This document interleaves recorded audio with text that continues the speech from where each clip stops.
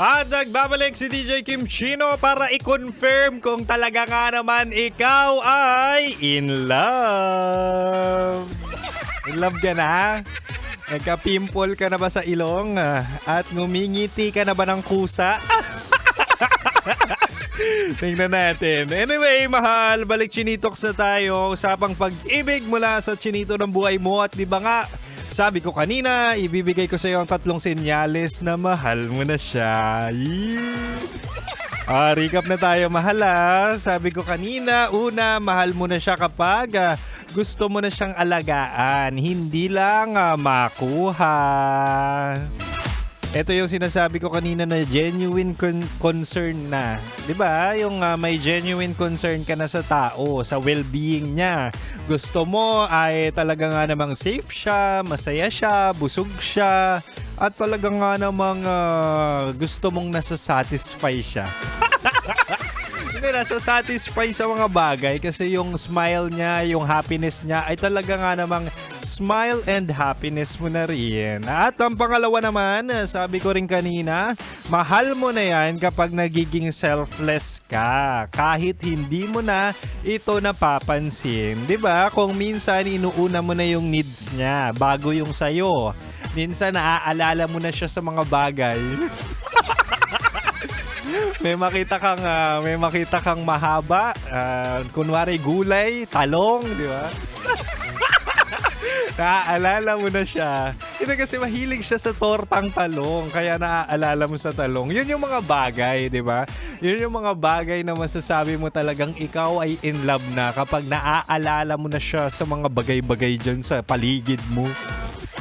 At minsan yung kabusugan niya, kasiyahan niya, at minsan isusubo mo na lang, ipapasubo mo pa sa kanya. Yung pagkain, di ba? Kasi nga kayo ay nag-restaurant dito, di ba? At ang pangatlo naman, mahal mo na kapag tanggap mo na siya ng buong buo. Ito yung sinasabi natin na hindi ka gwapuhan, hindi ganun kaganda, pero alam mo naman sa sarili mong hindi siya perpekto, pero tanggap mo na siya. Yan. Hindi mo naman talaga makukuha yung perfect na partner eh. Minsan yung taong makakapagpasaya sa'yo, makakapag-satisfy sa'yo, ang talagang bibihag ng puso mo, di ba? Minsan alam mo na ngang may amoy. Pero mahal mo na, tatanggapin mo na lang. Minsan ayaw mo naman yung kulay, pero dahil mahal mo na, tatanggapin mo pa rin. Di ba? Minsan kulay brown, minsan mamink-mink, minsan mapusyal. Yung kulay ng kanyang mga gamit, 'di ba? Mga personal things. Talaga nga na mga pagmahal mo, lulunukin mo lahat para tanggapin siya at you will love his or her flaws sa lahat ng aspeto. Uy, totoo yun Totoo naman yun. Ako nga dati.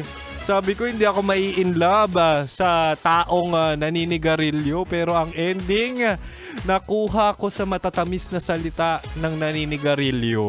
O diba? Yun yung ex ko, naninigarilyo dati. Tapos ngayon, meron ng iba. Walang yasha. Imaginin mo, binrake ko na yung standards ko. Talagang nagsettle na ako sa bare minimum. Minahal ko siya ng totoo, pero ang ending, iniwan ako. Mga walang talaga yung mga maling tao na yan. Nag-relapse. Anyway, mahal, sana ang Chinitox natin na senyales kung in love ka na talaga ay talaga nga namang nakatulong para ma-confirm natin kung ikaw ay in lababo. At kung in love ka, sana sa tamang tao na. Anyway, mahal, maraming salamat. At susunod na kay Kim Chino, sina Rocky Terra at Titan Jello sa kanilang programang Rocky Secret Files with Jello. Kaya mahal, manatiling nakatutok dito lang sa 90.7 Love Radio. Kailangan pa bang i-memorize yan? Basic. Metro's number one. Metro's number one.